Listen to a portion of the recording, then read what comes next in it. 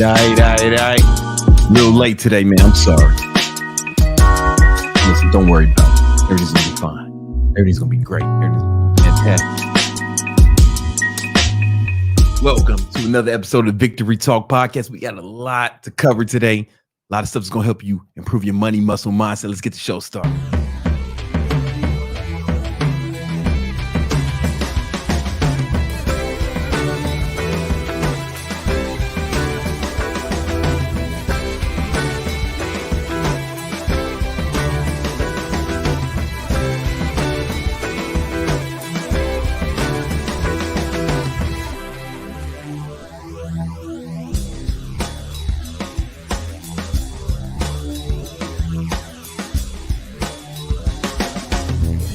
All right, episode 70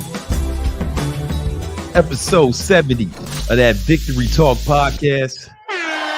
You know what it is. Let's go. All right, listen, we're going to hop right into it today, man. Enough talking, enough fooling around, because we're starting late. But we're going to hop right into it right after I got a word from my sponsor. This episode of the Victory Talk Podcast, episode 70, is sponsored by Big Money Methods. This is the new newsletter put together by me and my homies. All right. And it's a newsletter that's it goes out twice a week. And it's all just going to be value on how to make more money, how to improve your mindset. And, it's all about things that will improve your mind and your body and move it all towards the allocation of capital, making more money. You know what I'm saying? Like, that's what it's all about. And we're excited to launch this. It's brand new, right? So you definitely want to be a part of it. Big Money Methods. Link in the description. Join the newsletter now. Sign up. It's free. It's free and it's all value. It's like there's nothing to buy in there. There's no sales shit. Nothing. It's all value bombs. And the reason I want to put that together is because, I'm gonna be honest with you. I kind of freestyled the Victory Talk and all my YouTube video and all my video content, but the written word gives me more time to get my thoughts together in a more cohesive manner, right, and be more concise. But I'm fucking freestyle. 2,000 videos. I ain't never wrote a script once. I just fucking turn on the knowledge faucet and it starts running down your throat. Pause.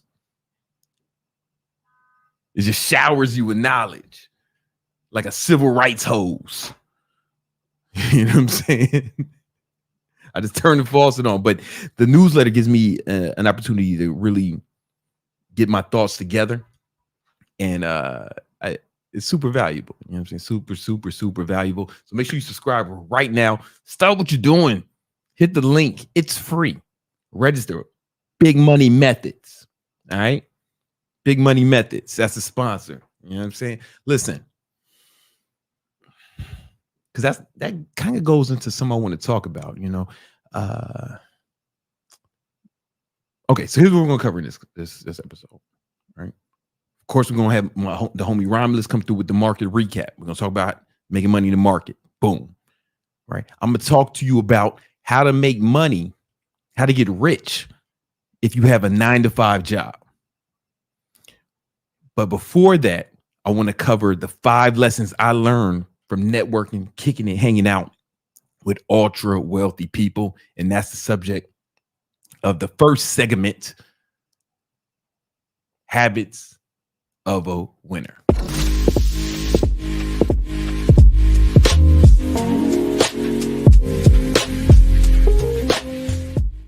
All right, Habits of a Winner, man. You know what it is. Okay. So over the last decade or so, I have met, networked, and befriended a lot of ultra wealthy people. And depending on how you fucking look at it or what metrics you use, I guess I could be in that category. Like, according to Investopedia, ultra wealthy is $30 million net worth. And if we took my businesses and we used the multiples that similar businesses are sold by, I guess I'd qualify, right? But somebody would have to buy my business. So, I could bullshit you and say it's me. But if I just go through like assets that I know are liquid right now, cash and liquid assets, I'm not ultra wealthy, right? But I got my net worth to be millions, multiple millions, but 30 million. If somebody would pay that much for my business, but I'm going to give you. However, I know a lot of people who have actually sold their businesses for over $100 million. And these are like good friends of mine, right? People I know, people I can text, people I hang out with. And I want to give you the 5 habits I learned from them. And I believe if you implement these, I'm not saying you're going to be ultra rich. I'm not saying you're going to. I can't even tell you what's happening in the studio right now, man. It's insane. All right. I'm not saying you're going to be I'm not saying you're going to be a fucking billionaire if you do these 5 things, but it will help you make more money so you can flex on the haters and stunt on the hoes. Because that's what we all want at the end of the day. All right. So the 5 things I've learned from ultra wealthy people. All right.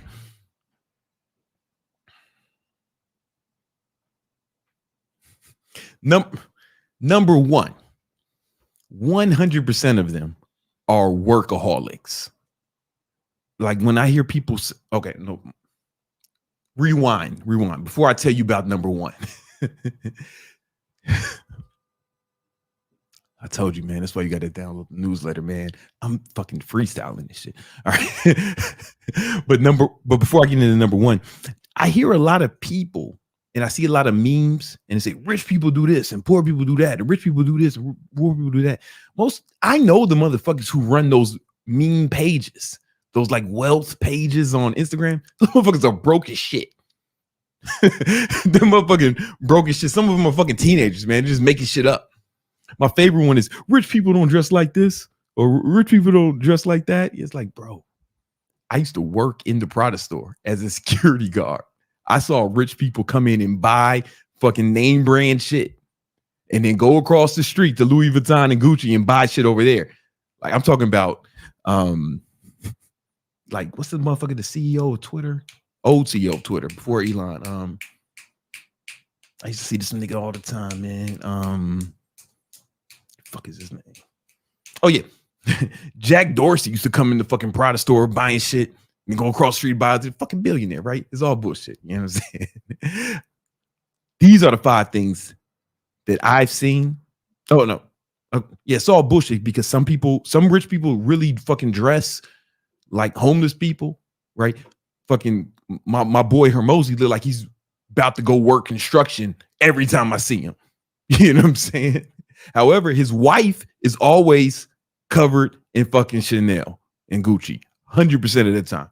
You know, I know rich people floss. So all this rich people do this, rich people do that, poor people do that. These are the 5 things I've really seen from my ultra wealthy friends.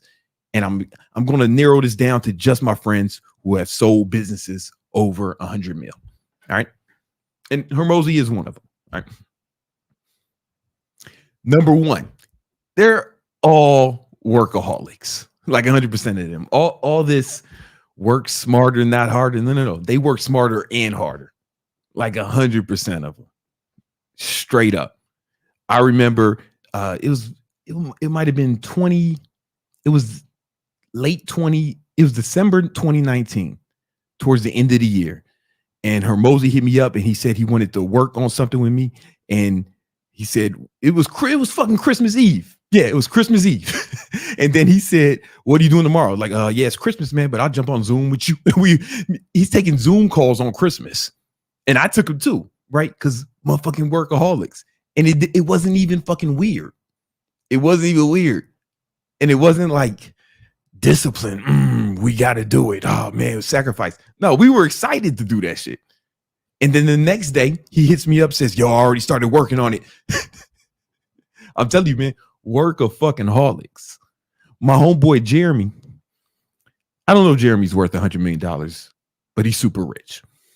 And I remember it was his girl's birthday. Now, you know how women feel about their birthdays. I ain't got to tell you that. Every chick you ever met thinks her birthday is a national holiday. You know what I'm saying? Motherfucking bitches will fucking lose friends if the friend don't show up to her birthday party. You know what I'm saying? However, it was Jeremy's girl's birthday and they had some shit planned. He was like, yo, I got some shit I need to work on. You was there, Nima, remember? He was like, yo, I got some shit I need to work on. And she just went with her friends to the birthday shit instead. And I was like, yo, I don't know how you getting away with this, brother, but this is the cheat code. But you got to understand, it's not sacrifice for the people I'm talking about. It's not like, oh, we got to work hard. It's like all of us enjoy it. Like we really like working hard. We really like it. And it's not because our businesses are so exciting or we just love our businesses. Because a lot of shit in my business I don't like doing. I'm gonna be honest with you. Like this right now, man. I could be doing all types of shit instead of talking to your goofy ass, right? But I'm gonna make it fun, right? But you don't think I'd rather be doing something else than talking to your dumb ass right now? I'd rather be fucking floor seat at the Heat game. Instead, I'm fucking making this video for your goofy ass so you stop being poor. You're welcome. This is why they call me Gymnasium Jesus. Because I sacrifice for it. Because you know what I'm saying? I have to sacrifice for your sins. But you can learn to love your work as well. Right? I've talked about this before, but do I want to go into this? I don't think I'll make it. Should be too long if I go on this. All right.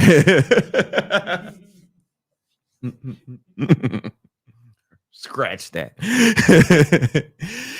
This is how you can learn to love what you do is okay. I learned how to love work back when I used to work labor jobs, right? I used to work for moving companies. I used to work security, a bunch of other shit, especially at the moving jobs. I noticed that the guys who were trying to do the least possible, who were trying to get away with shit, those motherfuckers seemed to hate the job the most. And it seemed as if time passed slower for them. And I noticed if I was slacking off or if I wasn't working hard, time would go slower and it would drag on. But when I started fucking going super hard, when I turned it into a game, I was like, all right, I'm going to outwork everybody at this job. And when I started approaching it like that, not only was it more enjoyable, the time went by way faster, right? So that's one thing you can do is like gamify your work. Gamify it in a way where like I set timers. All right, I got this task. Can I get this shit done in fucking 10 minutes, 15 minutes? And I start fucking moving fast. And it seems like when the time goes way faster, because now I'm racing the clock, it's like perceived time changes and it's more enjoyable because I added another level to it. It's not just the work. It's now the work is a game. And I look at that on my to-do list for the day. I'm like, all right, how much of this shit can I knock out today and how fast can I do it? Right. But then it's also the to-do list for the week, then for the month and for the year. Right.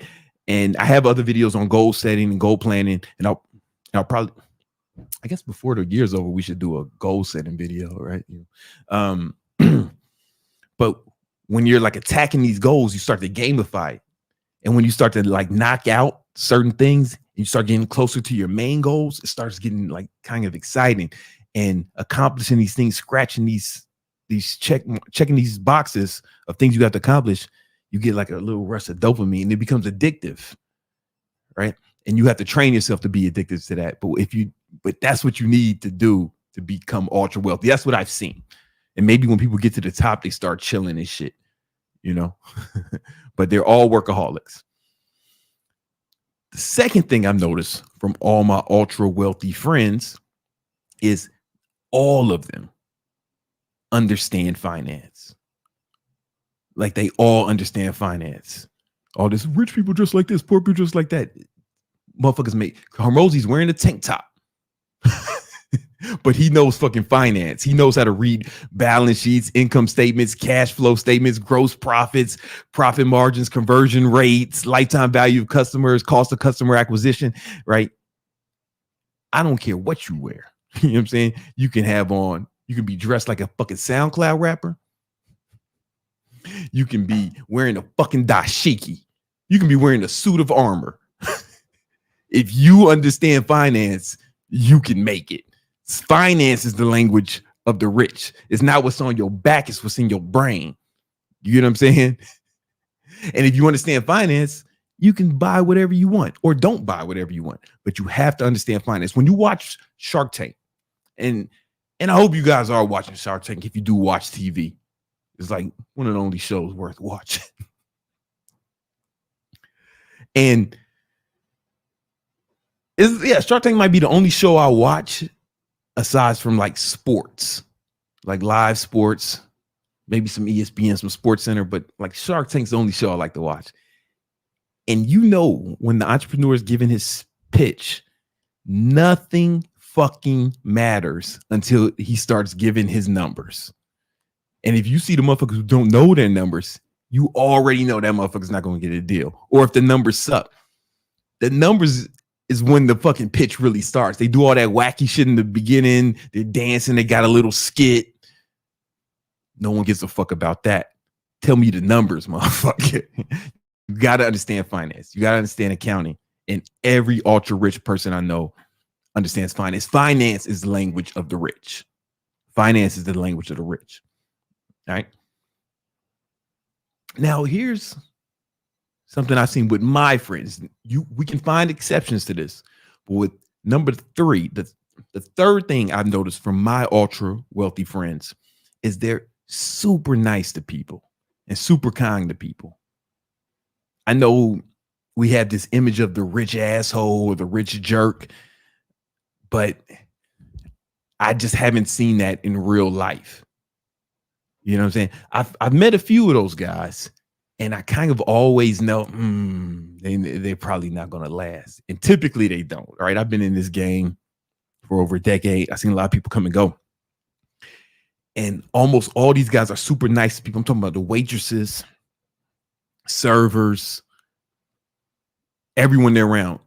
I was filming YouTube shorts and TikToks last month in this big Sprinter, right? That one of my boys, he owns a limo company, right? So he picks up celebrities and he picks up different people.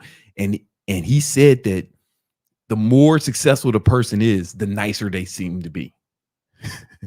The more successful the person is, the nicer they seem to be. When you meet those rich assholes, those motherfuckers probably, one, they either just got rich and it's gotten into their head, right? You can't see that, right? And probably won't last. Or two, they grew up with money and they didn't have to earn it. You know what I'm saying?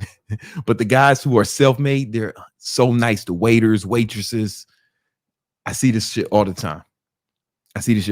And those are my friends who keep making money. There are exceptions. You'll find some rich assholes, but typically the rich people that I know are super nice. And I was on an airplane, first class, and I asked the plane waitress. It was a plane waiter, flight attendant. And I was like, I was waiting at the front of the bathroom, and in the front, because I'm in first class, right? And the first class bathroom's in the front next to the pilot. And I was waiting. Somebody was taking the shit in there, which is weird. Who shits on the plane? Just cut that shit out. It's weird. Anyway, the plane waiter was there. We start talking, and I was like, let me ask you a question. Which passengers are typically nicer? Is it the people in first class or the people in coach?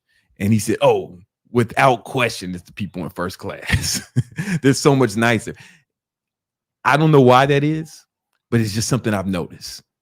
All the rich people I know are super kind, super nice, and super giving, right? Even to like valet people, all this other shit. If you see somebody who's an asshole, it probably won't last long, or they're going to have a lot of fucking issues. You hear about the rich assholes because they make the news, right? They make the news. They doing fucking dumb shit. Then you see them getting fucking wasted and getting caught with drugs, hookers and shit. Those are not my friends. Those are not the people I'm talking about. And the shit don't be lasting, man. I'm telling you, it's hard to build a bad reputation and remain successful. People have to want to do business with you. People have to enjoy doing business with you.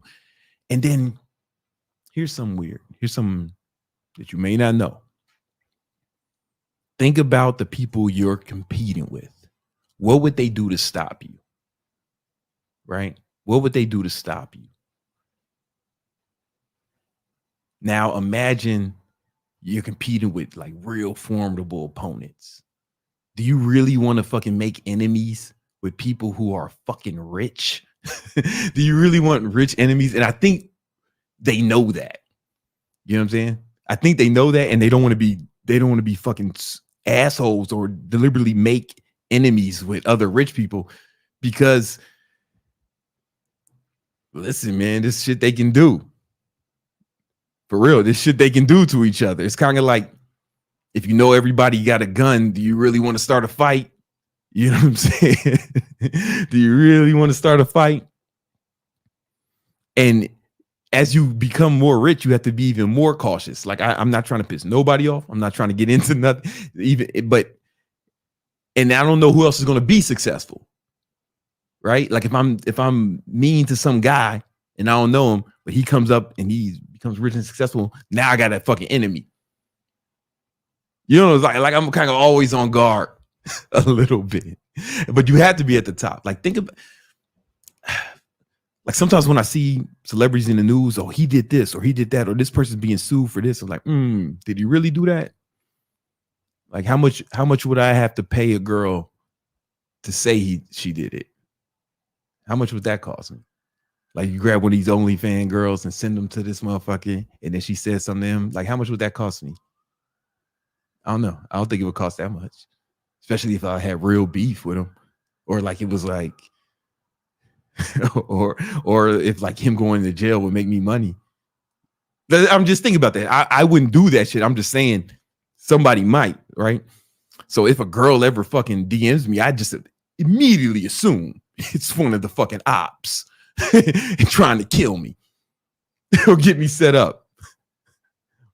Or my girlfriend sent her, right? I don't know. I immediately assume it's a trap.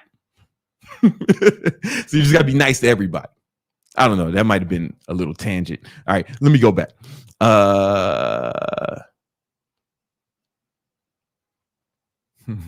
No, that's real shit. Like my homie Austin, he said, man, I only date girls who DM me first, who will come at me first. And I'm like chick DM me first. I immediately assume it's the ops. It's somebody trying to kill me, trying to set me up. Because I seen that shit happen. Had nobody try to kill him, man, you know, yet. No, I'm just playing. That's my boy. Okay, the first thing was that, are we on 4? What the fuck did I? That's why you got to join the newsletter, guys. I'm fucking making this shit up as I go along. But it's real. I mean, it's real shit. I got it. Oh, I got it. Number 4. This is super important. They spend money to save time. Right? So what I see a lot of, people lower income, what they do is they'll spend time to save money. Bro, you gotta spend money to save time. That's what all the ballers I know do. They spend money to save time. It can be either like having somebody clean your place. Like, I got a fucking big ass penthouse here. This was actually 2 apartments, right? One of the walls was knocked down. That's why there's fucking 5 bathrooms here. Like, but it's 2 apartments, fucking 5 balconies, private elevator, all that shit. For me to clean it, this shit would take fucking hours. It would take hours or the whole day. But these two Nice ladies, man. We hiring them. They come, they clean the whole place, and then another chick comes and cleans the balconies and the windows, and it takes them almost all day. But I'm literally working while they do it. Right? You got to spend money to save time. And I was doing this even when I was broke. I talked about it before. I have a lot of videos on this. I've covered this many times. But even you guys can go on TaskRabbit right now and pay someone to clean your crib. And if you work during that time, as long as you're making more money, if you know your hourly rate, this goes back to knowing your numbers. If you know how much you make per hour, if it's more than what you paid, then it's a net positive and you win. You know what I'm saying? So I take this shit to the extreme. You know what I'm saying? I really try to spend all my time either making money or hanging out with my friends and family. I try not to do anything else. Anything else, I pay people for. Right? So I buy my time back. Because time's the most important asset. Right? And if I can buy that time back for cheap, I will. And either spend that time making money or spend that time, with my friends and family. Those are the only two things I want to do. But every rich person I know does this shit. Like the ultra wealthy, and they didn't do this when they got rich. They started doing it way before. You know what I'm saying? They started doing it way before. And also it clears up mental bandwidth. Right? You don't want to have to think about certain shit, because running a big business, making a lot of money, it takes a lot of brain power.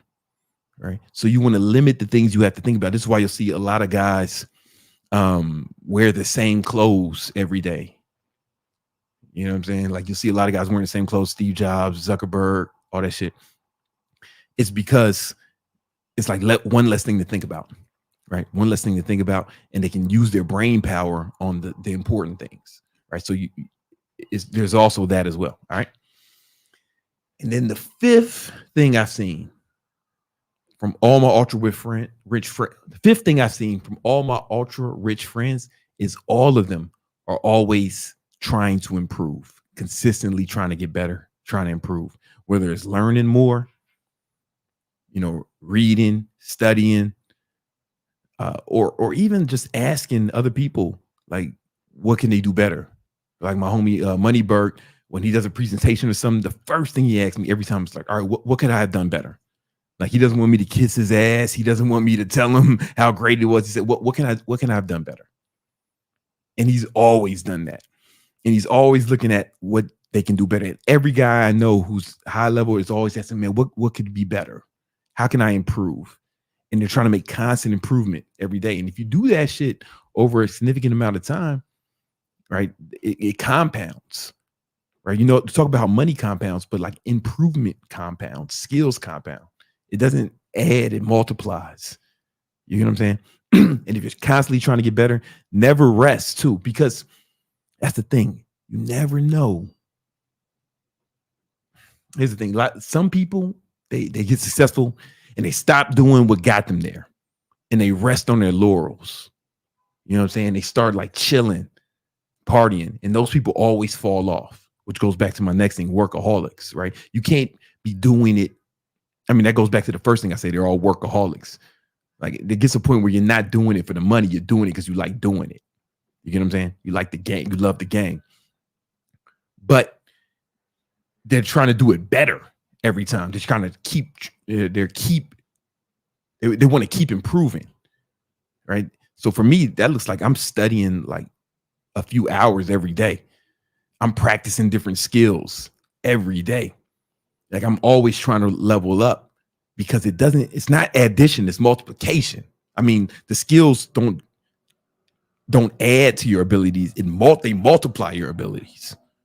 You know what I'm saying? And it starts to compound. And if you do that over a significant amount of time, man, you're going to make lots of money. And I'll give you another pro tip. Long-term focus. This is like a bonus one. Every guy I know who's ultra wealthy has long-term focus. They're thinking years out.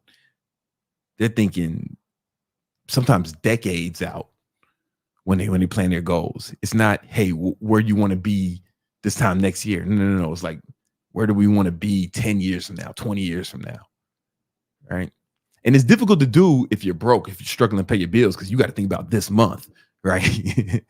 But I have a video that's going to help you get out of that You know what I'm saying? So you start having a surplus of money, so you don't have to worry about your immediate finances. You can start thinking more long term, and that's going to help you make better decisions. All right, check that video out right now.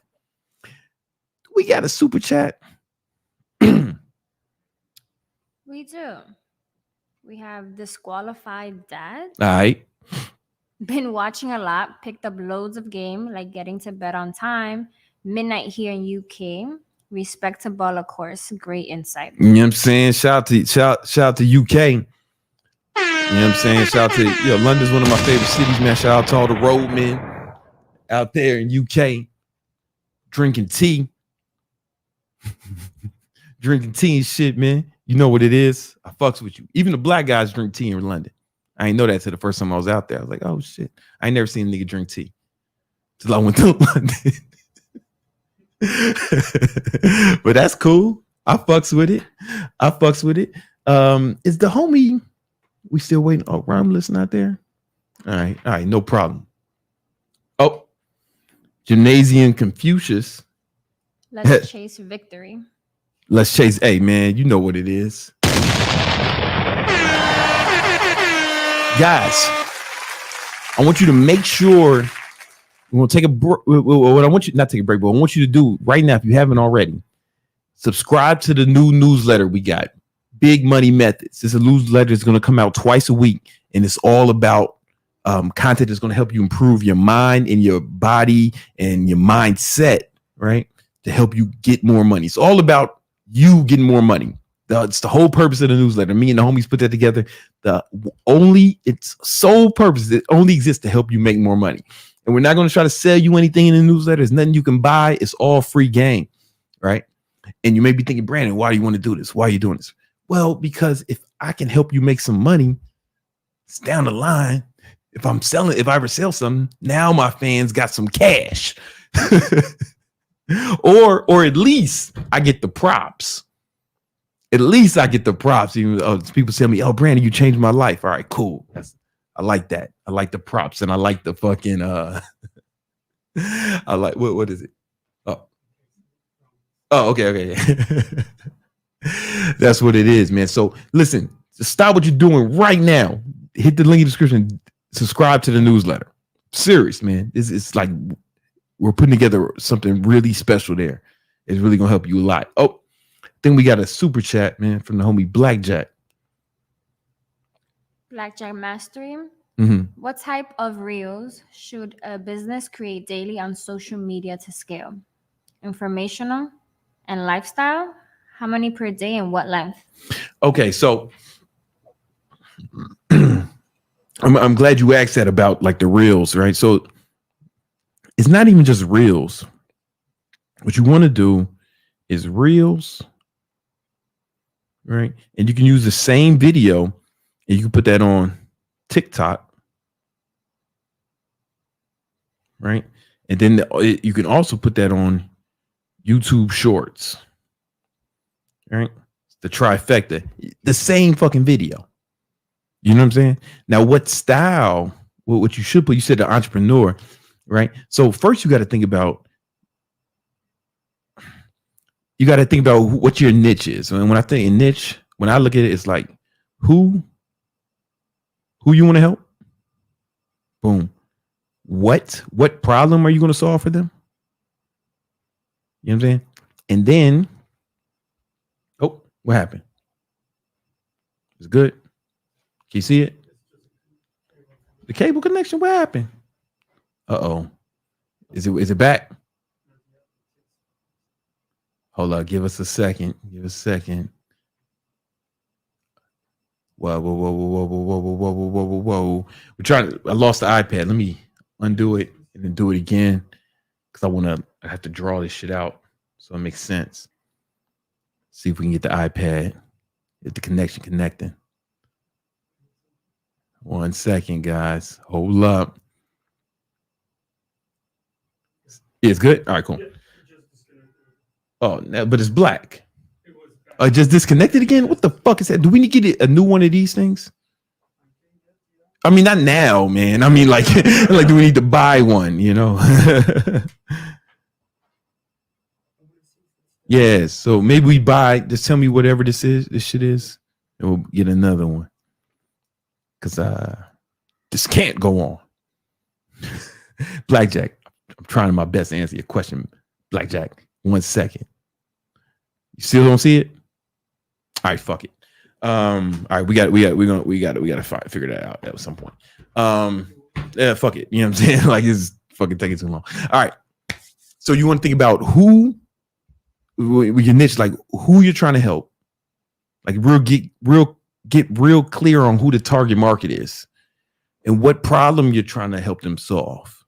Right? Get super clear on what problem they're going to solve. And the reason that's important is because if you want to grow your following, I'm assuming that's why you ask this question. You want to grow your following. Like, why should people follow you?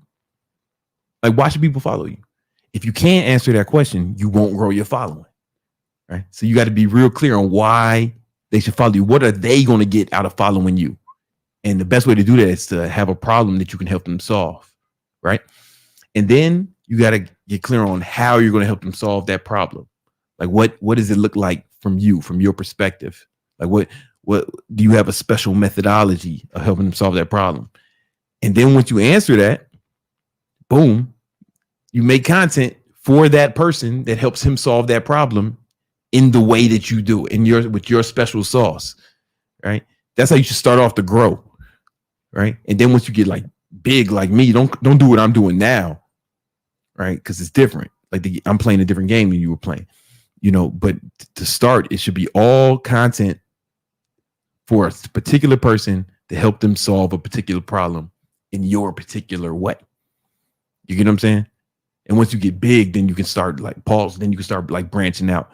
All right. And how long should the reels be? I don't know, man. A fucking minute. It doesn't really matter. Like how long they should be, the length, all that shit. That's like majoring in the minors. That's not the important part. The important part is what I just said. Like, why is this shit special? Like, why should they follow you, Blackjack?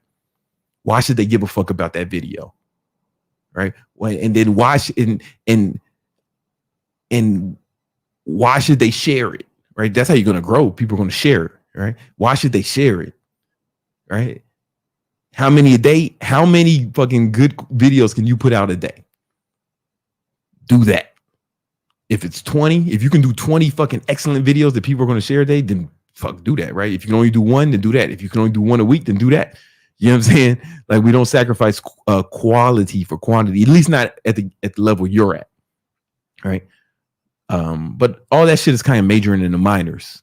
You get what I'm saying? Like the most important thing is knowing your target market, what problem you're going to help them solve, and how you're going to solve those. If you can answer those questions and make content around that for that person in your special way, you got it. You know what I'm saying? Yeah, it's going to take time, but you got it. All right. Listen, I like making money a lot. And my preferred money-making method is in the stock market. And my stock trading mentor, Romulus, he used to work for a hedge fund. This man has helped me make hundreds of thousands of dollars. And it's time to bring him on now to bring you the market recap. Let's get into it.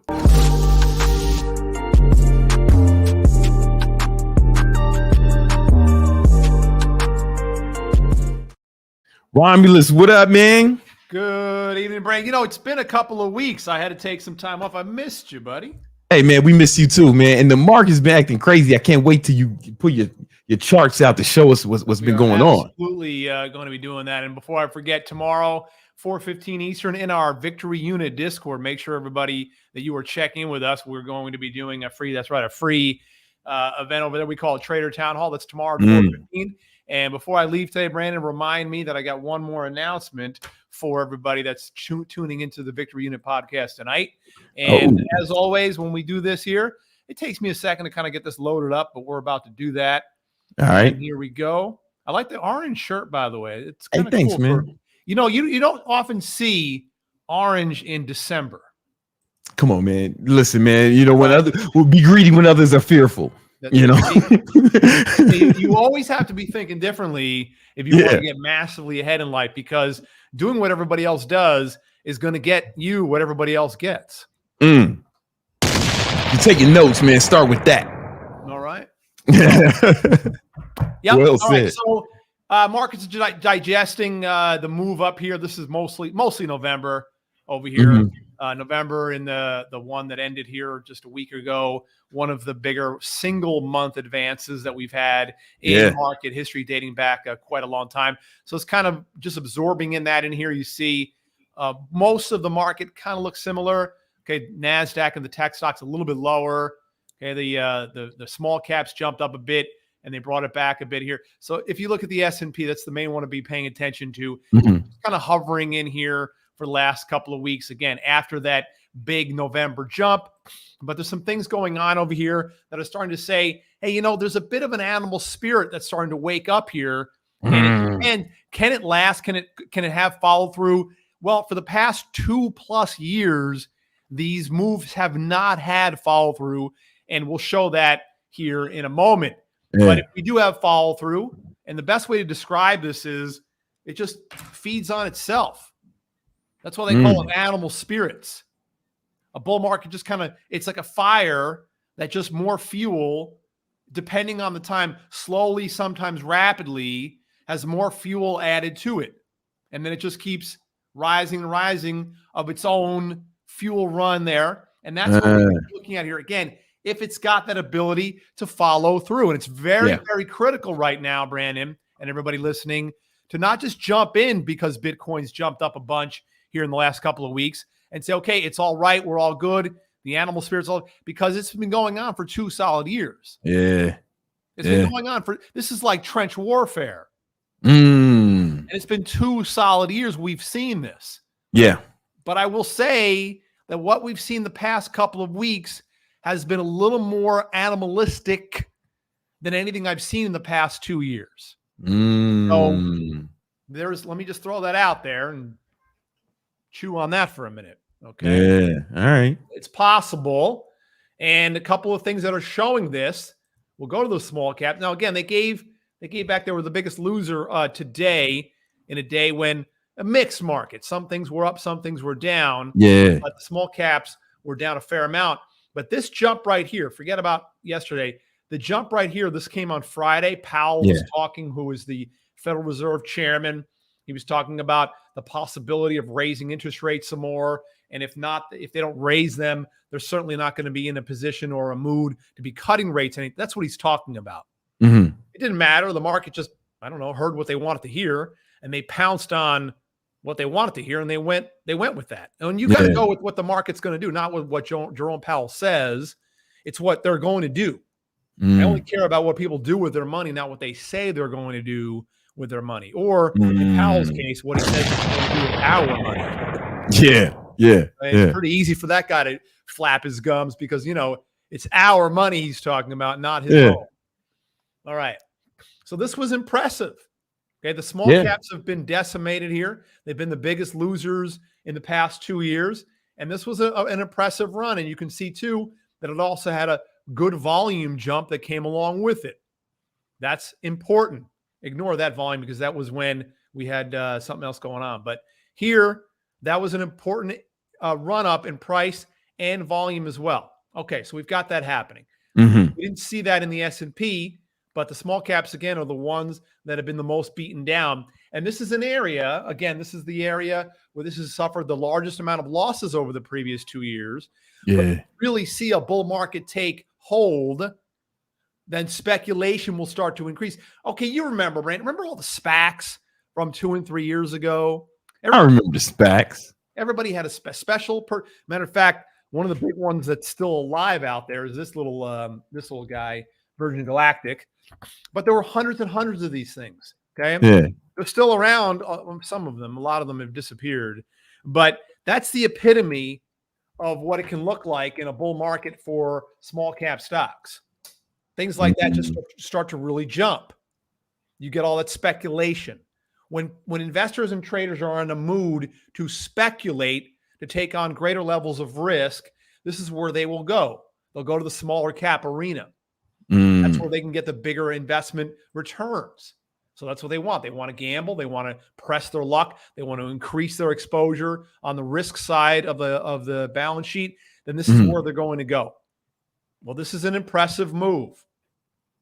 We'll see if it has follow through for the broad market. But so far, this is an impressive move. Okay. And that's important, right? Because the Russell, that's where most of the stocks are, right? That's where most of the 3,700 publicly traded companies on the major U.S. exchanges. 2,000 of them are small cap stocks. So yeah. So that's like very important to watch. Very important to watch. And this is an impressive move. This was just on Friday. Okay? On volume. Like, yeah. You know what I'm saying? Volume jump showing that institutions, not just retail traders, are following a little bit of follow through and willing to get on board. Okay. Now we can go to Bitcoin. The fact that Bitcoin has been running also says that there's people out there with just stupid money. They want to do stupid things with it and they want to just buy. Yeah. Okay. Well, that means again that the animal spirits could be coming alive. Spiked. Now, in 3 or 4 months, Bitcoin could be at 25,000 again. Okay, fine. But the fact is, it's run up for several days in a row, and it's up from It's up from 2-3 months ago, quite a bit. There's an animal spirit nature to this that could mean that the rest of the market experiences a bull market run. And even if Bitcoin starts to pull back, there's still money out there. There's still a lot of money out there that we've seen in the small caps, what we're seeing in Bitcoin, that is saying we're ready to be riskier. Yeah, that's how when Bitcoin starts jumping, people are ready to take some risk. People are ready to take some risks. They're ready to throw money at stupid things and get risky. I mean, that's fine. What do we care? We're just here to make money, right? That's all we're here for, man. Yeah, we're here to make money. If they want to do stupid things, that's great. Put their money in their pocket, no worries. Okay. So, do we see that in the S&P 500? Do we see it? Well, we've seen it in the NASDAQ, although the NASDAQ is lower than it was back in the middle of July. Not by much, but a little bit. S&P still lower. Again, we have to be a little bit careful in here, Brandon, because if the markets start to turn down right from here, and they didn't hit a new high, the S&P did not hit a new high above the mid-July high, then people will say, hey, that's a failure. And then Bitcoin, the Russell, and all these things that have run up can start to melt down very, very quickly, very fast. So you've got the important point here is that I would suggest to people, okay, you can get a little speculative using small dollar amounts. Don't take 100% of your liquid cash and buy Bitcoin after it's run up from 27,000 to 44,000. Yeah. That's not a very smart idea. Yeah. But it sounds like you're cautiously optimistic. Yeah. Would that be fair? Cautiously optimistic, again, because we've seen this for the last 2 years. Although, again, in the past 3 to 4 weeks, this is a little more animalistic than what we have seen for the previous 2 years. But we have seen moves like this in the past 2 years, and every one of them has ended in another failure. Every one of them. Every one of them. And here the S&P is knocking on the door of that mid-late July high, which was the high, still the high of 2023. That's still the high of 23. And here it is stalling out right there again. Right there. Right there. So we'll see what happens. Right there, stalling out again. The NASDAQ hit that point, pulled back. The big cap tech stocks hit that point, and pulled back. There's one more piece of data, though, that could point to a resolution of the upside of this break that these bigger tech stocks have been in for the past couple of weeks. Oh, whoa, wrong one. Oh. Here we are. All right. Yeah, I was about to ask. That was on my list of things to ask about. So here, Apple. This looks a lot like what's going on right now in the rest of the big cap tech space. Yeah. But then look what happened today. Volume comes in, it jumps up, and it clears all that. Yeah. If this happens to the rest of the market, we're probably just going to keep going higher for a bit. Yeah. Apple, man, that was an impressive move today, right? I'm saying. So when you look at the small caps, you look at Apple, you look at Bitcoin, and there's money out there. And by the way, buying Apple up here at 193, that's dumb. If you think you're some kind of brilliant financial genius, buying Bitcoin at 44, you're buying it because other people are buying it. That's it. You haven't uncovered any financial genius here. Okay. I mean, Apple is, I would say, versus their growth rate, one of the most overvalued stocks in the world right now. 100%. So you look at their PE ratios. And the fact that they're not growing anymore. Forget about the high PE ratio. They don't grow anymore. They don't have any new products. They haven't had any, they don't innovate. There's nothing new going on in here. Yeah. Okay. There's nothing special going on in here and hasn't for quite a long time. But people are buying it because it's going higher. It's going higher. That's all you need. That's all they need. Okay? Yeah. don't confuse this with, oh, I'm a financial genius. I've uncovered something. Understand? Right. It's just going up because other people are buying it. It's like Bitcoin. You know, I was an original fan of Bitcoin back in 2012 when it was $11. I started hearing about how cool this thing was going to be, how many different solutions it was going to provide, how many different ways we were going to be able to benefit. Yeah. As far as I know, so we're talking 11 and a half years ago. As far as I know, it has done none of those things. Yeah, they got to stop calling it cryptocurrency. I think that's misleading because you can't fucking buy shit with it. You can't do anything with it. It has done nothing from what I originally heard that it was going to do. Like zero. It has done nothing except help criminals and Russian oligarchs hide their money. Yeah, it's super bad as a currency. But even now, they can, the government guys, they can all figure that out. And anyway, it's only going higher because other people are buying it. Yeah, that's it. It doesn't. It hasn't solved. It's like all. That's it. So don't confuse that, please. I hear these Bitcoin people all the time, jumping up and down. Bitcoin's going to be this. I've been hearing that for 12 years. It's going to be this, that, and the other thing. It isn't any of those things. Nope. It just goes higher because other people buy it. That's it. Yeah. It's the only thing that it does. Okay. So 100%. Again, watch these areas right here in the S&P and the NASDAQ to see if they pull an Apple. People keep saying that oh man, it's a hedge against inflation. Your dollar's worth way less than it was 2 years ago. I'm like, yo, if I would have held my Bitcoin, that would have been worth way less than it was 2 years ago. Way more. Yeah, because Bitcoin was at 70,000. It's at 40,000 now. So I sold it in the 60s. And the dollar's gone down. I get that. But the other side is, I just don't see where Bitcoin enthusiasts keep coming up with the same answer for 12 years that it's going to be doing all these things. And 12 years later, actually since 08, 15 years later, it has done none of those. If I'm wrong, send me a note, call me, let me know. I got no problem with this because as Brandon can tell you, I got our people I was doing Ethereum, but I got people into the cryptocurrencies and I got us out of the top. So no worries. I bought Ethereum when you said, and around the same time I bought Bitcoin, it was around 19K, and I bought a lot of Bitcoin. I unloaded the boats, and then when you told us to sell somewhere in the 60s, it worked out really well for her. You know what I'm saying? No problem. I mean, if I'm missing something, if Brandon's missing something, if the two of us are missing something about this, call us, let us know. Say, no, Bitcoin does this, Bitcoin does that. Oh, okay. I don't want to be right. I want to be rich. I want to be rich. Know what I'm saying? Like I don't want to be right about this shit. My ego is not attached to Bitcoin's utility. If we've missed something here, if we've missed something about Apple, if Apple has invented a new iPhone that I wasn't aware of, let me know. Right? Yeah, we'll see what happens with the fucking glasses. But they've been trying to push. Man, they've been trying to push this VR shit since the 90s, and that shit is not when using some VR shit every day. Happened to their glass? I don't really understand. Google and Snap were early on the glasses type of. Remember, Google like glass too. I thought that was really cool. They both got rid of them. Snap doesn't have those anymore, and Google doesn't run their glass program anymore. Meta has some shit now with Ray-Ban. Ray-Bans are getting into it. Bausch & Lomb is probably getting into it. I think Walmart's getting into it. Everybody's getting into it. My kid is getting into it, but I still think it's cool. But I don't have a reason why it's not taking off. I do know this. I have tried VR. Yeah. And they're really pushing this because it's the holiday and they've got to somehow justify the $3 or $4 billion they spent to buy Oculus years ago. Yeah. They've kind of been left holding the bag on this piece of garbage. But I don't know if you've ever tried the VR.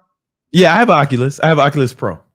So I tried it and I thought, well, it feels weird on my face after 10 minutes. And I just feel like I want to get it off. Like I want to rip it off my face. Especially the regular one. I have the Pro and it's a lot more well balanced. Like the whole thing is not in the fucking front. Like, but it's still listen. The coolest shit it's still laggy, right? And it's not my internet connection. It's not my certainly not my computers. I got the fucking best shit. It's laggy for me, so I can understand. I can only guess what it's like for other people. Like, you know, the virtual workspace. That's a cool proposition, and I've done work in there before, but it's just not they. If Apple can get it right, they might have a game changer because I can see it. I can see how it could be work, especially like for work. Like you can make a huge screen. If Apple can get it right when they launch theirs, then they might have something. It comes out now, right? It's about to come out, or does it come out next year? I mean, if it was out now, I'd have one where I'm just, I'll tell you what, you know, like I'm a sucker for that shit. Yeah, you put any cool shit out, I'm the first asshole to buy. I had the first Android phone. I had all the fucking the snap glasses. I fucking had an employee waiting in line to buy me those, man. I remember. So did like Snap? I just showed you, and that stock has been run. I mean, again, with the rest of the market here in the last couple of weeks. But did those things work? Did they make you more efficient? They worked, but it was like it was more like a novelty shit. You know, it was still simpler to take a video with my phone. Oh yeah. You know what I'm saying? Like it was a novelty. It was cool. Like for the first week you have it. Same thing with the Facebook glasses. I had the original ones of those, and you know the pictures just wasn't great. You know the fucking video wasn't great. You know what really worked was the audio. Like I don't know that they had that figured out, but Bose had that figured out. Like audio on your Bluetooth glasses from that alone. So yeah, they do great. I mean, again, when you talk about, you don't want to have solutions that are looking for a problem. Yeah, that's what they are. That's what they are. If you can't use this, and I'm a sucker for it if it helps me grow my business or make money. Yeah. Make me more efficient, make me more productive, not on my personal consumer side, but on my professional business side. Yeah. That's why I become a sucker for these kinds of things. Otherwise, I don't give a rat's ass. But if it helps me make more money and get more productivity, become more efficient. But if it's looking for a problem that doesn't exist, then what are you doing, right? The Facebook, I'm telling you, man, that with the Quest Pro, it's more comfortable. But they have this thing called Immerse, where you can like make your own virtual workspace. You can have as many screens as you want. They can be as big as you want. And it is cool. It's just laggy.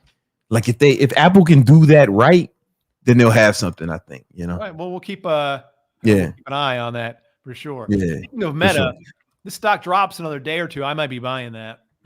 Yeah, you're looking all right. I'm gonna keep an eye on that. I'm liking the constructive pullback. I'm liking the fact that it has it's still one of the popular stocks of 2023. Volume is not getting out of hand. Speaking of that, we should definitely look at. I mean, the stock runs up a little bit today, but Nvidia, you wonder, okay? Yeah, you wonder about this stock because it's the poster child and it's really what it got the whole AI thing going. But at yesterday's low. The stock's pretty much trading where it was back in early July. You're talking quite a bit of time here. That doesn't look like something that is about to lead to a new .com mania. So you don't think it can okay? Because I'm glad you said it because I'm looking at it thinking, oh, it's consolidating. Maybe it can run up. I haven't waited. I mean, one of the things I said early on, you remember this? Yeah. When it made that jump. There was so many other people said, oh, it's going to close that gap. I said, I don't think it closes more than half that gap, if at all. Yeah. That's come to pass. But on the other side, it's certainly consolidating. But on the other side, why is it not running up? Why isn't it continuing to be like a Microsoft?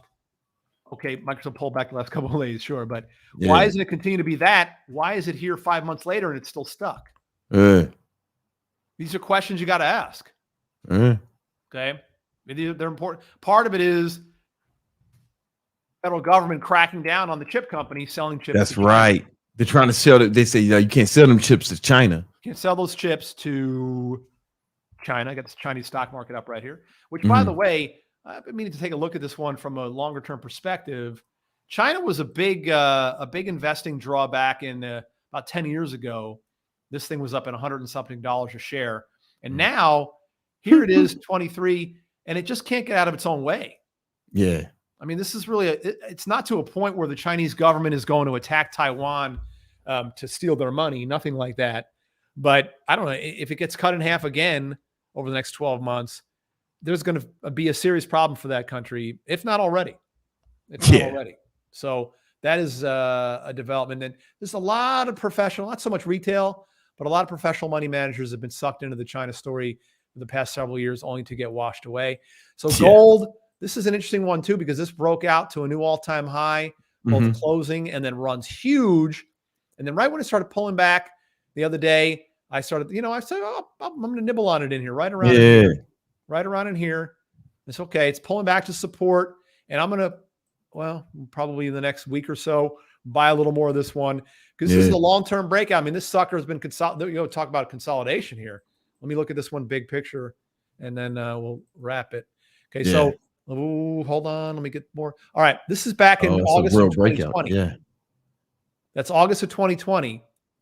It hits it again here in 22, hits it again here earlier this year, and then finally breaks out from all that. Yeah. And from here, you start to put in some higher lows, higher highs. See, this low is not as low as that one. This high is higher than that one. And this high is higher than that one. So you've got a series of higher highs and higher lows. This is just from this period, not from way back here, of course. So there's some constructive price action going on here.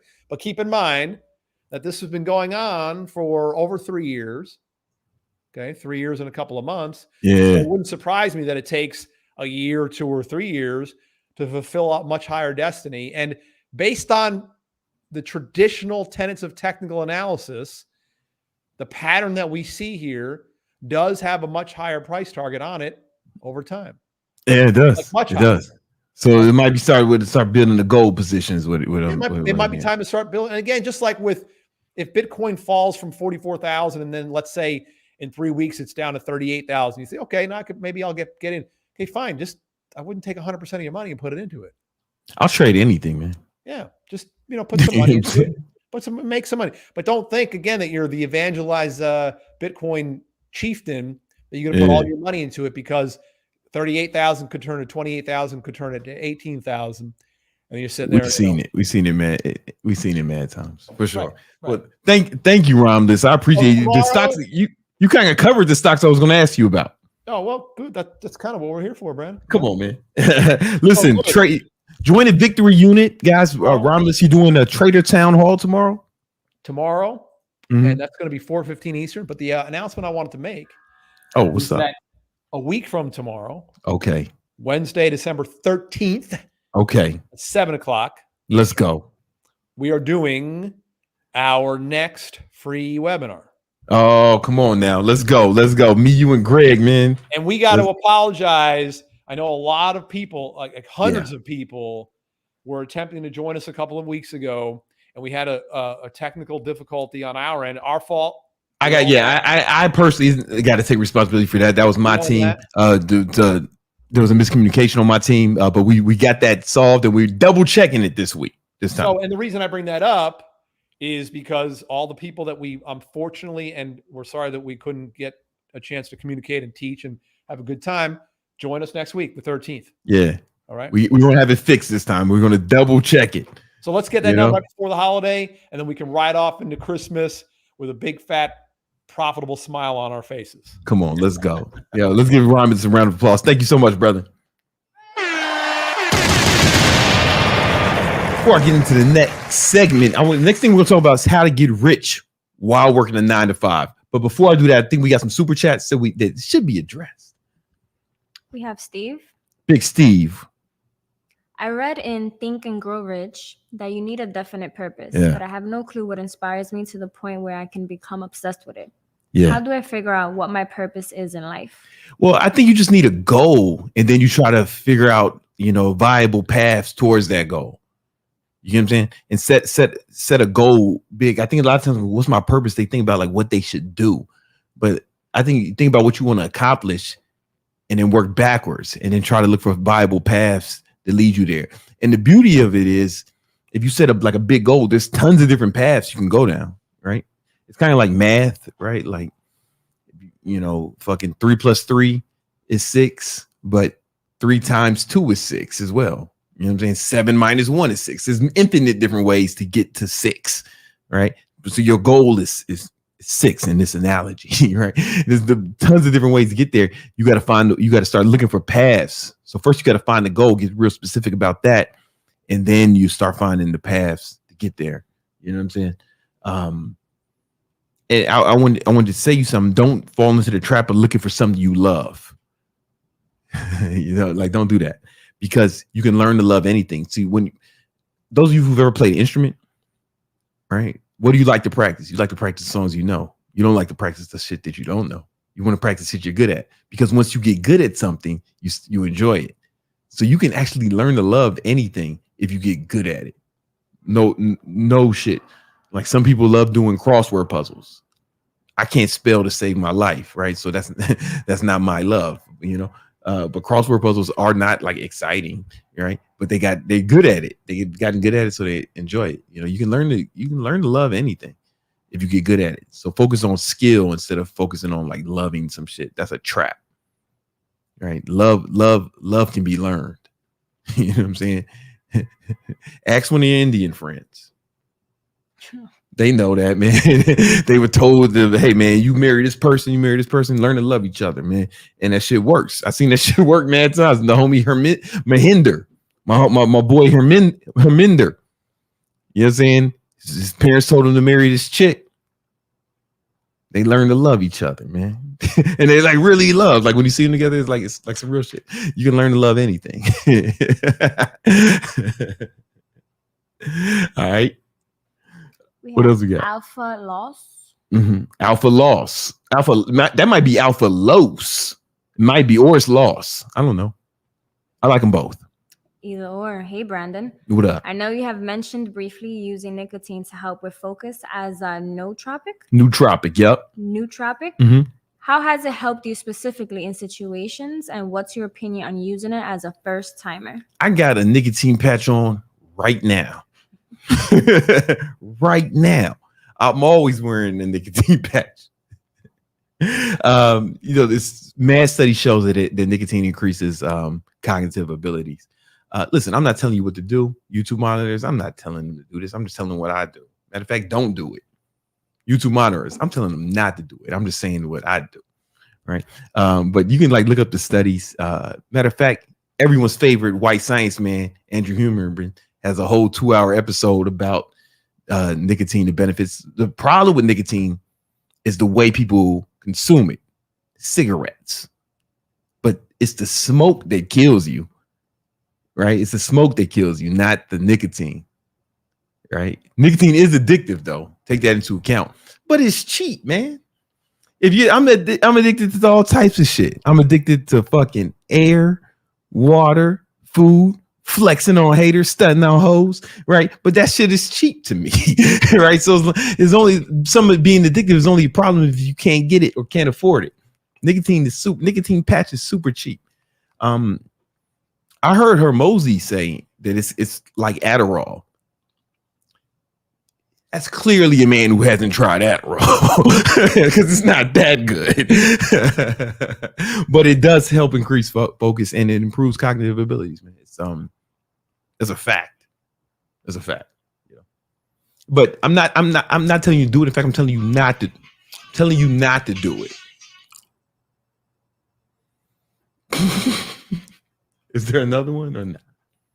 Yeah, we have OJ Squeeze 300. What up, Squeeze? If you come across a good marketing course, please let us know, brother. I thought I was gonna say I got one, but I don't.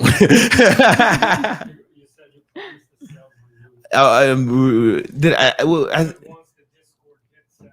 20,000 people in the Discord. Got 20,000 people in the Discord. Then we'll do the sales course. Good marketing course. Well, it's different, right? Because check it out. There's different types of marketing. There's online marketing, offline marketing. There's direct to consumer marketing. There's branding. There's B2B marketing. There's pay-per-click marketing. It's like such a broad field to just say marketing, right? The social media, organic marketing, direct mail marketing, like the email marketing. it's like any one of those things I just named can be its own fucking 20-hour course. You know what I'm saying? So it's such a broad topic. You know, I think you need to, if you want to find a good course, you need to be specific on what type of marketing you want to learn, and then start focusing on that. You know what I'm saying? All right. Cool, man. All right. So let's move on to the next thing. Somebody asks, is this shit live? What you mean? Gymnasium Jesus has never lied to you, man. Look, it is Tuesday, December 5th, 8:31, man. You know what I'm saying? Gymnasium Jesus ain't never lied to you, man. All right, we about to jump in. We about to jump into, what the fuck was I going to talk? Oh, yeah, this is something I want to talk about for a long time. And we're going to talk, and this is going to be this episode, this segment we like to call Real Talk.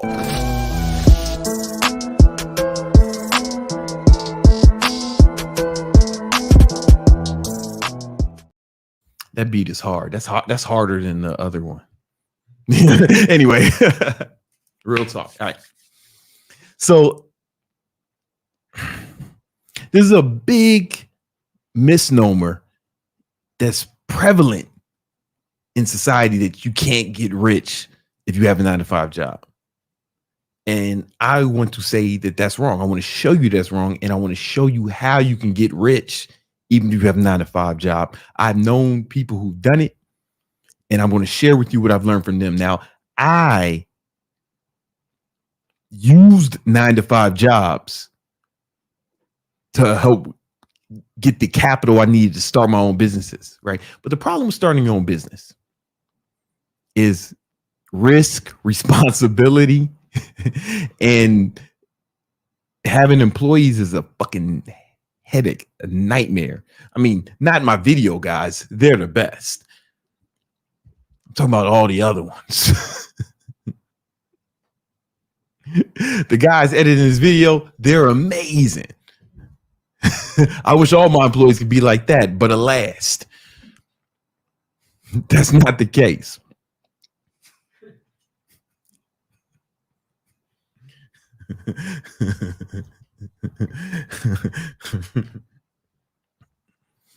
But seriously, there was times, you know, when I was coming up running this business where I wanted to just quit.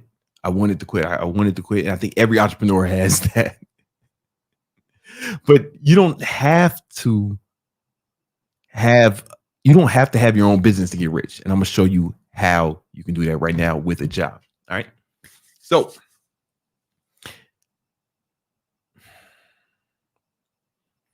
first thing we need to do, fuck, I wish the iPad was working. Can we try this again? Let's try this one more time, because I kind of need the iPad for this one.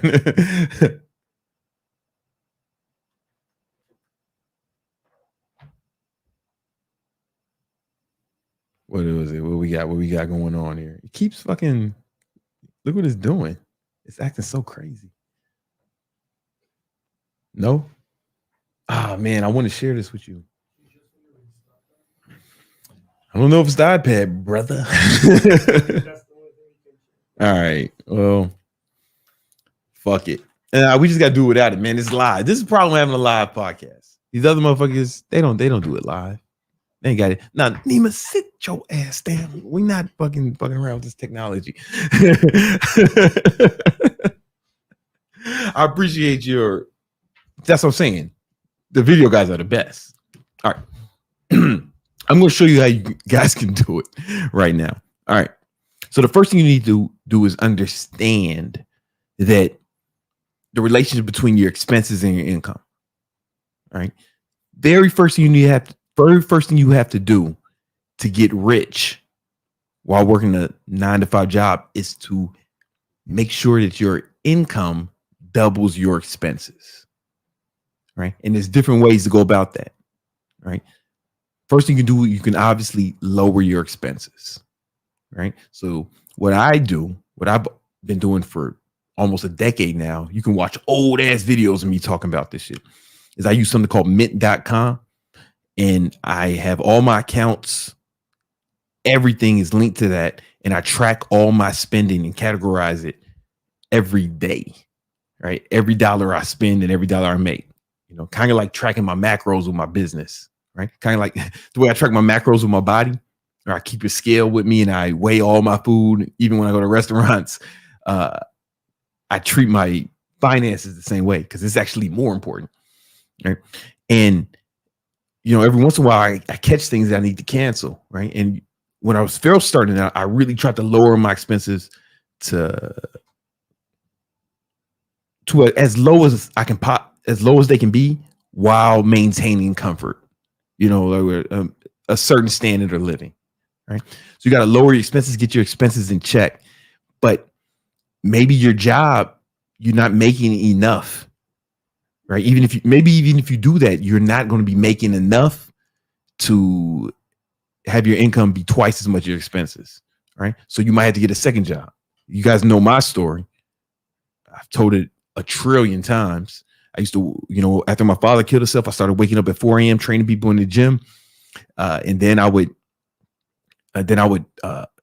work security at the Prada store in Soho. And then after that, I worked for my boy's moving company. And on the weekends, I did that 5 days a week. And on the weekends, I trained people in the morning and I managed my boy's restaurant in Queens for the rest of the day. And, and I was the weekend manager of the restaurant. And I was 12, 14 hours days every day for 2 years. You know what I'm saying? And maybe you don't have to go that hard, right? When I was doing this, it was during the recession. I have a college degree. I just couldn't get a high paying job. There was people with master's degrees working at Starbucks, like real shit, And so maybe you don't have to go that hard. Maybe you could just one part-time job, right? But whatever you do, you have to have your income twice as much as your expenses. That's step one. So if it's get a new job, get another job, get a part-time job, start driving Uber after work, start driving Uber on the weekends, whatever you got to do, make that happen. All right. Oh, what if I got 18 kids and it's easy for you? You don't got 30 kids like me. Listen, I ain't tell you to have unprotected sex that many times, right? Don't get mad at me for your poor decisions, man. You know what I'm saying? And stop blaming your fucking family for your inadequacies. I hope your kids never find out that you've been blaming your failure on them. What kind of man does that? I hope they never find out about you doing that shit. I digress. What we want to do is, now that we're making twice as much as we need, we want to deploy that extra income into another area. Now you can start another business if you want. You can start a side business. Now you got some capital and it's going to be easier and less stressful because you don't have to worry about your food and shelter, right? The business doesn't need to fund your lifestyle. Your regular job or jobs is doing that. And then, if you decide to start a business, then that's going to be like just adding to your war chest, right? You're going to keep just reinvesting in the business, it's going to keep adding, right?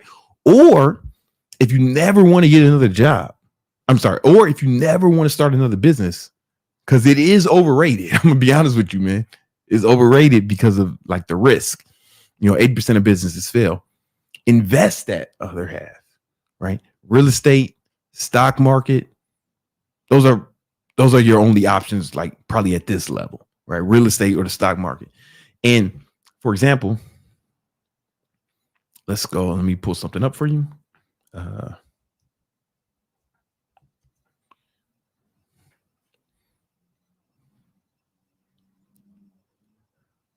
All right. So let's say you're going to start with an investment. Let's say you're going to start with $2,000. Nothing crazy. Boom. And you're going to contribute. The average American makes around 50 grand. If I'm rounding down, 50K a year. Right. The average American makes around 50K a year. Right. So if you're working twice as much, you should be able to, you can put away $50,000. Right. So if we divide that by 12, boom. All right. So we're talking about $4,000. I'm rounding down $4,000 a month, right? Boom. And if you did that for, let's say, just 10 years, right? You know, the average return from both the stock market and from real estate is about 10%, bro. Right? Boom. Let's compound it. Boom. All right, 10 years, you'd have close to $1 million. That's not enough time, right? So let's bring this up to 20 years. I'm sorry. So if you're 20, by the time you're my age, you can have 2 million. You know what I'm saying? Over 2 million, close to 3 million. Right? Here's the thing. If you're not going to start your own business, it's going to be slow. You know what I'm saying? It's going to be slow. And that's okay, right? Because this is almost guaranteed. This is almost guaranteed to work. Where a business, 80% of businesses fail, right? It's going to be a lot of ups and downs, a lot of heartaches, a lot of fucking struggle, right? But if you just put money aside if you can put $4,000 a month into the market, you could just buy a simple index fund for 20 years, man. Yo, you can make close to $2 million. You know what I'm saying? I mean, you can make close to $3 million. Right? And that's not bad. That's not bad. And like, you know, you'll be a millionaire. If you're 20 now, you start doing this. By the time you're 40, you'll be my age. You'll be a multimillionaire. Right?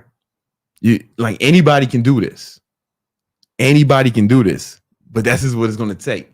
Now, again, if you want to get more aggressive, you got to put more money into it. You got to put more money into it. So if we move this up, it doesn't even have to move it up that much, right? Like let's move it up an extra $1,000. All right. Calculate that. Oh, now you know what I'm saying? Bam. Now it's really starting to make sense. All right. Now that's the problem. You know, if you don't want to start your own business, it's going to be slower, but it's less risk. So it's either like guaranteed money versus let's see what happens, right? You know, 80% of businesses fail. Like you wouldn't buy a car if 80% of them blew up. Like if 80% of them exploded, you wouldn't get on a plane if 80% of them crashed. You know what I'm saying? Business is super risky, right? So this is basically the game plan. If you don't want to start your own business, or if you have a job, or if you like your job, you got to figure out a way to make twice as much as you earn. Either that's lowering expenses. It's probably going to be a combination of lowering expenses and increasing income, right? You might have to get another job, right? But you want to be able to put away enough money every month and invest it. Let's bring this down to something more manageable for a lot of you guys, right? Right? Just a mere $2,000 a month. Boom. That gets you like $1 million. You know what I'm saying? 1.3 million. You know what I'm saying? Like you can do this. You can do this. The compound interest. It's the compound. You can do this. All of you can do this with enough work. Like you can make an extra $2,000 a month working at fucking Foot Locker part-time. You know what I'm saying? Like anybody in the first world country can do this. You know, it's just going to take sacrifice for 20 years. So that's the problem. Right. And most of you guys won't do this for sure. Like it sounds cool. Like I used to see shit like this or read shit like this when I was in my 20s. I was like, I ain't going to wait till I'm 40 to ball. You know what I'm saying? So I get it. If you want to speed this shit up, you're probably going to have to start your own business. You know what I'm saying? Or get a super high paying job. So the other option is to get a super high paying job. And if you didn't go to college, that's going to be difficult. I'm going to be honest with you. That's going to be super difficult. Unless, of course, there's one job I can think of that almost anyone can do that pays a lot of money if you're good. And that's sales. Right? If you work in sales, you can make a lot of money. Right? I got people on my sales team who made over $300,000 this year. You know what I'm saying? And all my sales guys made 6 figures. Motherfuckers didn't go to college or no shit like that, man. These motherfuckers are not employable anywhere else, right? But they're good at sales. And sales is the sweet spot between having your own business and being an entrepreneur, right? Now, it's the only risk comes because you only eat what you kill, right? You're getting paid off commission, right? So there's no guaranteed money, right? But the upside is way higher. However, the risk is way lower, right? You can if you fail in business, you might fail in business and end up owing money, like especially if you took out loans or borrowed money or some shit, and then it's a fucking big failure, right? If you fucking don't make money as a sales guy, the fucking rent may be late, but you'll fucking make it, some shit. It's not as much risk, and nobody's dependent on you, right? And you don't have to manage employees. So managing employees, when people talk about they have these big companies with all these employees, that's not a flex. That's a nightmare. It's a nightmare. When somebody tells me they have like hundreds of employees, I'm like, oh, Dios míos. Like I would never want that, right? I feel like I got too many. Might have to let some of these motherfuckers go. Not the video guys, of course. Get them raises. Maybe one day, and if they keep doing a great job, but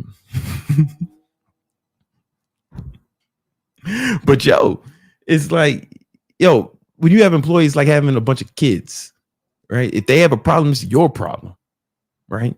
Motherfuckers die in their family, that's your problem. It's like, man, this bitch fucking died. I didn't tell her to smoke on them cigarettes. But now I got to deal with it because your auntie wouldn't stop smoking cigarettes. That's my problem now. I got to figure that shit out, right? Is every problem they have is your problem. You know what I'm saying? And people are weird. Sometimes you have bad hires. Sometimes you hire somebody and they start acting crazy. I've seen it happen before. I've seen it happen. And it can be difficult, but a salesperson is like you have your own business without all of that, right? The only risky part is if you don't make sales, you don't eat. You know what I'm saying? But if you get good, man, it's like you can write your own. It's the perfect job. I used to fantasize about quitting my business and selling fucking used cars. Like I used to fantasize it because I'm like, oh man, I could just do the fucking best part. I could just make the sale at the lot. And I don't have to give a fuck what happens after they drive off the lot. If something's wrong with the car, hey, man, that's Honda's problem. Honda got to fix that shit for them. I did my job. You know what I'm saying? But you own a business, you make the sale. Now you got to fulfill that sale, right? Something happens with the product, that's your problem. You got to handle customer service, right? You got to also handle getting the customers in the door. You got to handle the marketing as well. But a sales guy, I ain't got to do none of the marketing, man. I just show up, fucking close the sale, go home, right? The entrepreneur has to do the marketing to attract the customers, has to handle the sales, has to handle the customer, has to handle all the customer service. Every problem that happens, that's the entrepreneur's problem. Has to do the accounting. Has to know the numbers, manage every aspect of it, human relations, taxes, all that. Sales guy, he ain't got to do it, right? So think about it. I got sales guys like my best friend, white boy Brian. He's like head of the sales team. He's gonna make close to $400K this year, right? And without none of the responsibility, man. I think it's a good trade-off, right? And his expenses are super low. Like super duper low, because he's not like all flashy and shit like me and shit. His expenses are super low, and he invests. I don't know. Brian probably invests. He invests at least 80% of his income. Yeah, at least 80% of his income, probably, because his expenses are low, and he's been doing that for years. So he's got like millions of dollars put away, just from making a lot of money from his job and investing the rest. And you could do that too. Yeah, you can do that too. If you don't have a high paying job, then you got to get another job. But the key is to make at least twice as much as your expenses and invest the rest, and over a long period of time, you can and will make millions. If you want some more help with this, I got some other videos that'll help you understand that a little better. Check those out right now. All right. Yo, I think we got a super chat. Yes, we do. We have Chocolicious. All right. Chick. My boyfriend and I started a trucking business in September. Nice. The industry is not as lucrative anymore, but we feel stuck doing it. Not sure what to do and may lose the truck since we are behind on payments. Assuming there's a question in there somewhere. They're stuck. Yeah, man, the trucking business is difficult, especially now, you know. Assuming you're asking what you should do. You're behind on payments. It'll be like that. Like this, I mean, there's been times where I've had to like not pay myself and I pay the employees, you know. Like that's another part of like having being an entrepreneur, you know. And that can be like a mind fuck, you know, or like I had to dip into my savings to keep the business up. So I'm paying to work while everyone else is getting paid to work. And you have to decide if that's what you want to do, right? If you can dip into savings or dip into, if you got some investments or something you can liquidate to keep the business afloat, you got to decide if it's worth that or if you should cut your losses, right? There's no shame in your business failing. A lot of people have businesses that fail. Like I've had businesses that fail, right? You really have to decide if it's time to keep going or cut your losses and then try something else. Because I'm assuming you don't love trucks, right? So it's not like you're giving up on the goal. The goal is to get money, is to be rich, be financially successful. And the trucking business was just a means to that, right? It's just a method. You can always change the method, just don't change the goal. So you might have to shut shit down, regroup financially, and then come at it again. You get what I'm saying? Like Jordan didn't hit every shot. You know what I'm saying? But he ain't stopped shooting. So you might have to come back. Now, if you feel like it's worth keeping up, then you maybe you need to borrow money, liquidate some assets, and pay for the shit yourself. Like invest more into the business to keep it going. But I can't make that decision for you. That's what you gotta do it yourself. You know what I'm saying? That it? That's the one. All right, guys, listen. This has been another episode of Victory Talk. Listen, check me out. Subscribe to our new newsletter, Big Money Methods. All right. This newsletter is, is where I'm doing these videos on top of my head. I mean, I take like bullet points and shit, but I've been doing that for every video I ever made. Never wrote a script. But the newsletter gives me the opportunity to really like consolidate my ideas and present them in a way where I can like edit instead of fucking editing them live in front of you. Fucking technology stops working. I can really like concentrate for you. And I know it's going to help you accomplish your goals and make more money because I'm able to like really present my ideas in a better format. And there's nothing you can buy there. We're not selling you nothing. There's no upsells. It's just a free game to help you make more money.